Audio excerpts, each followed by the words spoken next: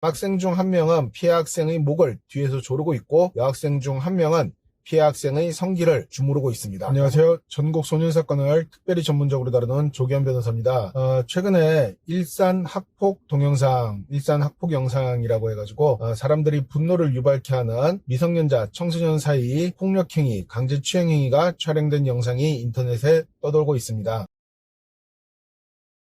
그 영상을 보면은 중학생 3학년 5명이 가해 학생이고 중학생 1학년 1명이 피해 학생으로 보입니다. 가해 학생 5명 중에서 3명은 남학생, 2명은 여학생으로 보이고 남학생 중 1명은 피해 학생의 목을 뒤에서 조르고 있고 여학생 중 1명은 피해 학생의 성기를 주무르고 있습니다. 나머지 3명은 그 자리에서 함께 고개를 끄덕거리며 즐거운 듯이 그 장면을 바라보고 있습니다. 이 영상이 경찰에 처음 알려졌을 때 경찰은 피해자 측이 처벌을 원하지 않는다 하여 사건화시키지 않으려 했던 것으로 보입니다. 그러나 아청법상 강제추행 그리고 특수폭행죄는 신고죄도 반의사 불벌죄도 아닌 바 이렇게 명백한 범죄 혐의가 있다라면은 피해자가 처벌을 원하지 않는다 하더라도 수사부터 재판까지 진행될 수 있습니다. 그리고 사건이 공론화되자 본격적으로 수사에 나선 것으로 보입니다. 가해 학생들의 여러 가지 상황에 따라서 처벌 수위는 충분히 달라질 수 있습니다. 그런데 제가 소년 사건을 많이 다룬 변호사로서 예상을 한번 해보겠습니다. 본 사건의 죄명은 아까 말씀드린 것처럼 아청법상 강제추행죄와 특수폭행죄가